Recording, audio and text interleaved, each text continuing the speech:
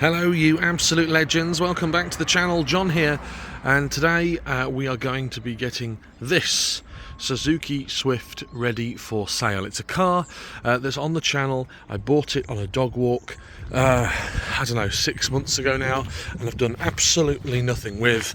And the plan for today is to get it out of this hole, to get it nice and clean and tidy and ready for sale, and then offered for a new person to be able to enjoy it. Something I was going to keep. I've decided I'm not going to keep it because the smart car is now up and running and we've done a good 1,000 miles on that.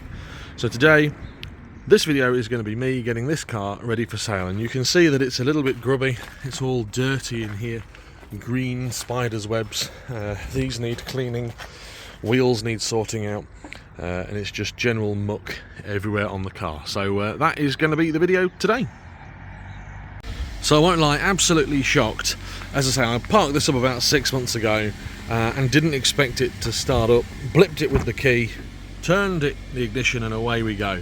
Again, probably about 6 months the car's been sat here, and the fact that the battery hasn't died through winter with all that cold weather, very, very interesting. So I'm about to get the car out. I've got the snail van out the way here, and I've got my jet washer here ready just to give it a blast off. I wouldn't normally jet wash a car.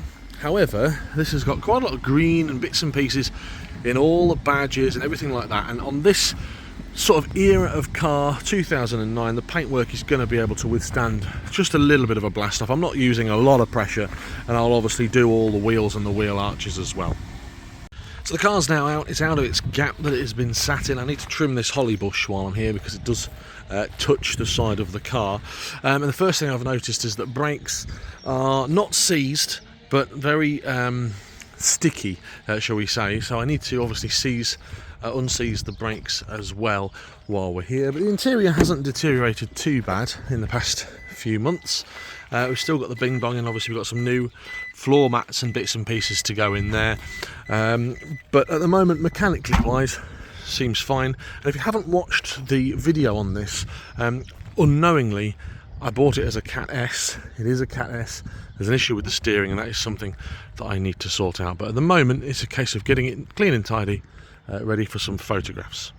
Well, that's it then. So I've got my tap on.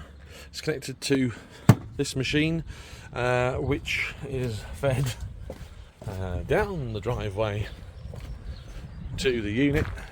This is the pressure washer. The car's here ready to go. And yeah, turn her on. Ready to rumble, hopefully. Soon find out. Let's go. So the passenger side's had its first pass, and it's done quite well already, getting out lots of grime and dirt all in between this sealed rear window, under here, in the door pull, also in the areas here and here, and all up here.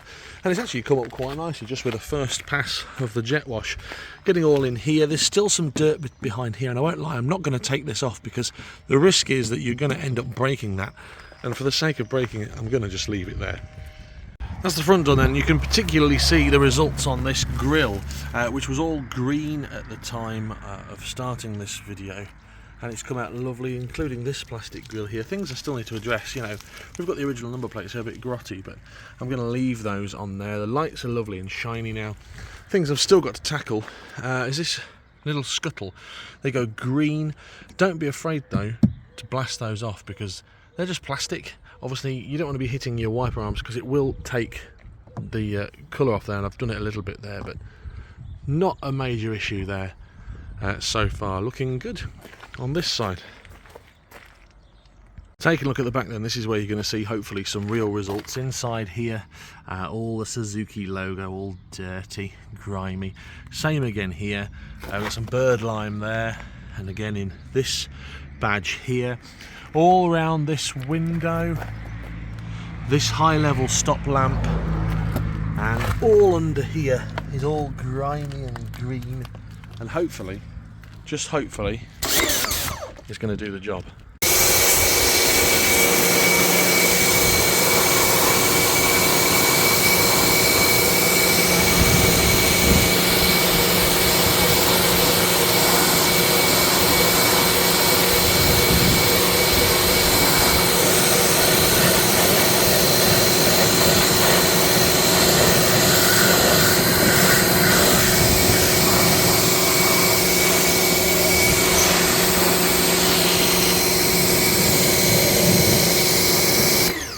So that was just a quick first pass, and you can see already, as I expected, it was literally just surface grime here, here and here. It's very difficult to film and jet wash at the same time. It might look like I'm quite close as well. I'm not, and I've got it on quite a large fan. I don't want to risk damaging the lacquer or the paintwork, but what I'll do is I'll give it a proper good pass now and then show you the results. That's the rear all nice and clean then. I've managed to get all inside here and all inside this high level stop lamp, round into here and down here. There's some delamination here. It was already there. It's going to be quite impossible to get all up in there and get all that out. I don't really want to start jet washing quite close. It might be an angled brush, but at the moment that's probably one of the best you're going to get. Here then I need to just go back over the badge with a brush just to get all in them nooks and crannies, and actually I'm going to go from this angle as well, but that's already much better. Same with this badge, and of course the Swift badge as well. Taking a look at the rear of the car then, looking good so far. Last part to tackle is this side. We've got some grime and dirt all up in the wheel arches, all up in here you can see, and it will all just jet wash out. This is the side that's not been seeing the sun, so it hasn't deteriorated as bad as the passenger side. And that's it then, that's the car hosed off, as in the first pass with the pressure washer. Obviously there's loads more still to do. I need to give it a good old bath, a wax and a polish, and get the wheel trims back on, and that's my next job really, get the wheel trims back on. I don't really need to have them off now. They were off because the work has been done on the brakes, and there was no point in putting them back on if we were going to be taking the wheels off to do some tracking. But I'm going to put the wheel trims back on, and that'll make it instantly a lot more appealing.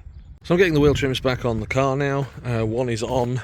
You can see that it's been sprayed. They're not particularly great. They do let the car down a little bit. They're all scuffed up, and I might go over them with T-cut just to see if I can get them scuffs out, but they really do let it down. But they are £50 a trim, and I'm not going to be spending £200 on a car that I'm going to be retailing for £1,000. But the new owner might want to. They might want to spray them, but not for me. They just push on, they just clip on, and they align with the valve. I'm going to put these on and go from there. Wheel trims are back on the car now then. I've tactically put the best two on the passenger side, because that's normally the side that you're going to see if you're in traffic, if you're on lane motorway, if you're parking up at home. Most people will have the passenger side more readily accessible and visible, and also if you're parking on the street as well, you're going to mainly see the passenger side. So I've just got the engine bay open here, and some of you might be thinking, hang on a minute John, you're not jet washing the engine bay, and the answer is, well, yes and no. I'm not. I'm clearly not jet washing any of this. I don't want to get this wet. There's some splashing on here, but it is literally just splashing.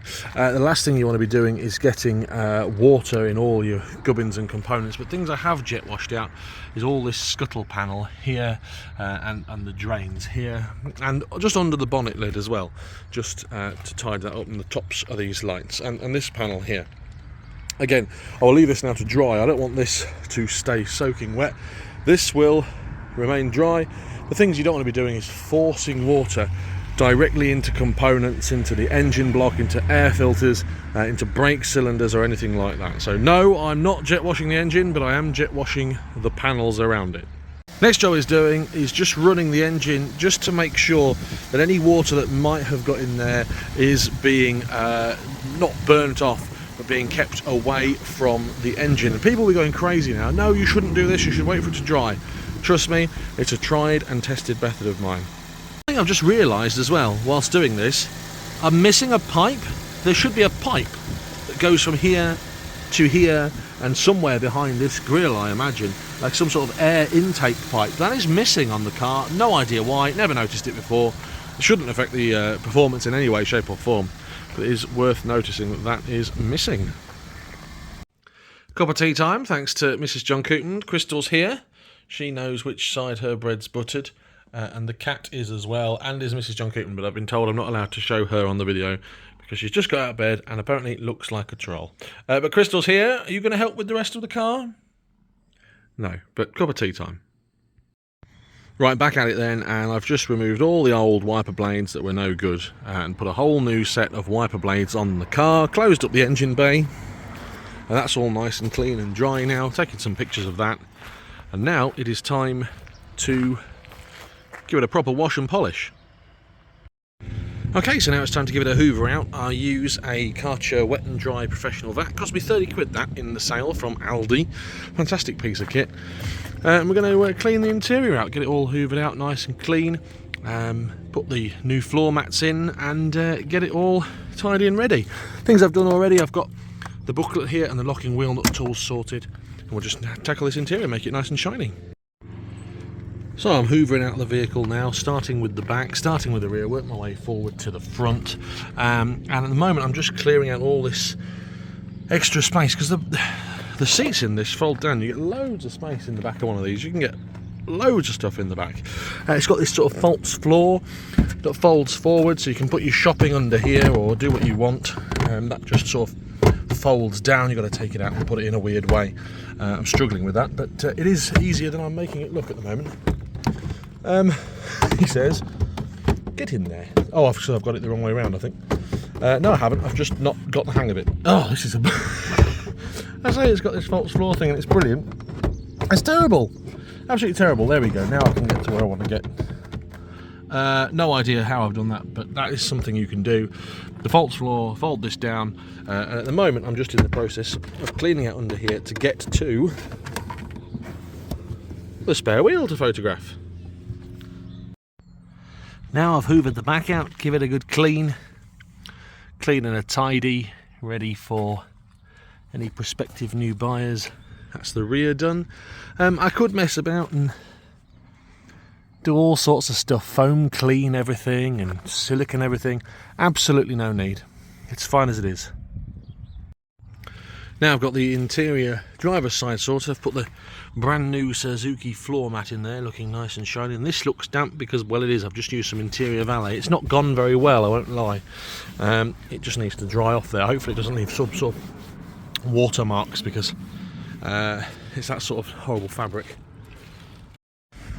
And that's it then. She's been nicely cleaned. She's been lightly polished. I've only just polished it with a cloth. I've T-cutted a certain few areas that were scuffed or scratched. It's still not perfect. I've spent probably about an hour and a half getting this clean today. The interior is looking much better, lots better than it was. Still got that issue with spotting on that blooming driver's seat. That is an issue I'll have to sort out. It's because that foam stuff in the foam isn't all over the place. I'll sort it out, not a problem. Rear looks nice and clean. I haven't dressed the tyres because, I won't lie, it's going to cost me about 10 quid's worth of tyre dressing to do that, because they're that bad. And the person who buys it isn't going to care about that, I wouldn't have thought. I'm not a professional. However, they can get it professionally valeted. Engine bay looking good, nice and clean and tidy. And that was it then. Hope you've enjoyed the video of me getting this ready for sale. Car's going to be up for sale. It's going to be sort of 1495, and I'm going to take an offer of about £1,200. Until next time then, have a great day. Thanks for watching the video. Please like and subscribe. The boiler man's here, so he's fixing the boiler finally after all this time. Whatever you're getting up to today, have a great day. Goodbye.